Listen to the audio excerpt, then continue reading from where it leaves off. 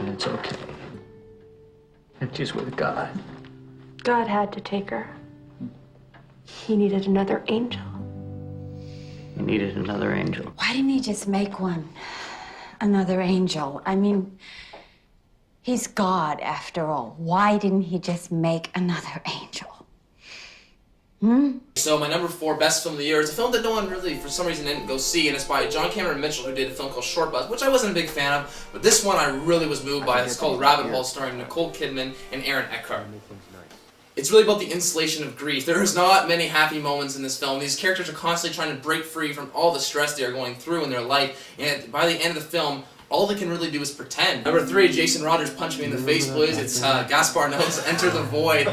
This is sure to polarize a lot of people, and I was watching the film. I saw it in theaters, personally. I know, Jason, you saw it on your tiny laptop. I thought this was terrific filming. It shows the potential of the nature of cinema, and it's a very long movie. It gets almost very overtly sexual by the end, but the film is almost hallucinatory, it's exciting, and it's almost orgasmic in the final scene. I thought this film, it took me by surprise, and it's true filmmaking in ways we've never really seen before. I need to do something substantial in order to get the attention of the clubs. My number 2 film, The Social Network, how can we forget that? It's a masterwork by David Fincher, which it'll be tight between The King's Speech, but I think this one could easily win Best Picture as well, and it epitomizes the age of our youth and just in general, the decade. Mark Zuckerberg is kind of this character we love to hate, but we need to appreciate him a little bit because he represents so much about us. I've watched this film at least 6 times now, and I see different things to take away from it. It's truly, truly a great film under a great script by Aaron Sorkin. Yeah.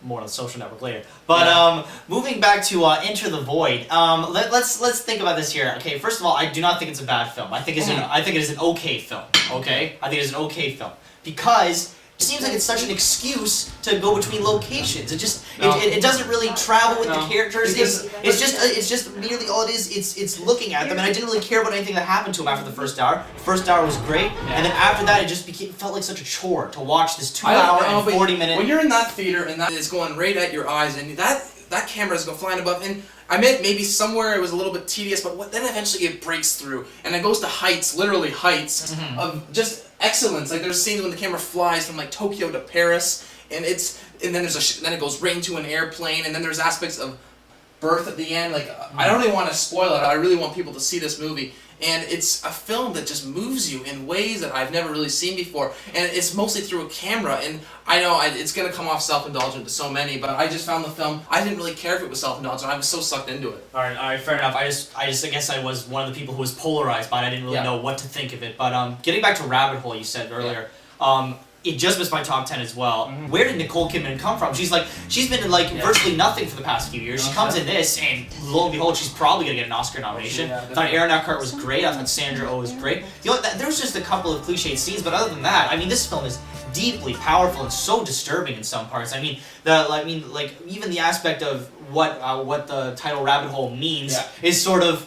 It's a big enigma. It's a big enigma, exactly, and just I love how they interact with each other, and how there's especially when they go to the counseling meetings. I'm not going to say what the counseling is for. They go to the counseling meetings, and just when she blurts something out in the middle of this sharing session. It's laughing too, though, which is really. I was felt terrible for laughing. And it's a film. I know it's directed very conventionally, but in the end, I just felt I was ridiculously moved by the film and just the performances added to that. And there's scene after scene where you can really understand these characters, but we've never really experienced.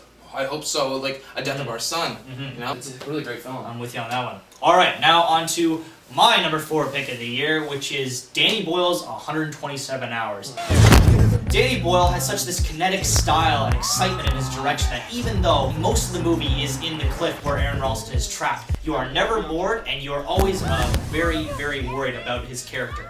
I haven't appreciated you as I know that I could. I love you guys, and I'll always be with you. I won't be surprised if James Franco gets an Oscar nomination at the Oscars this year. Aaron, do not give up.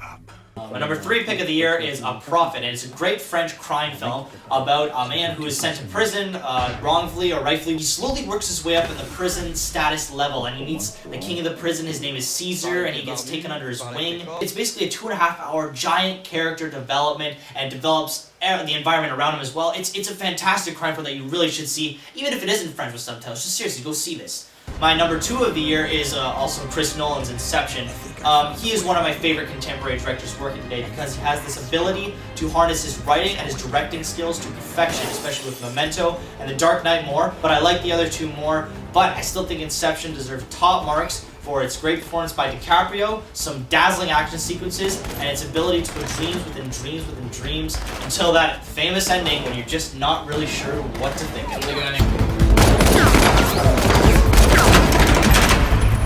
You mustn't be afraid to dream a little bigger, darling.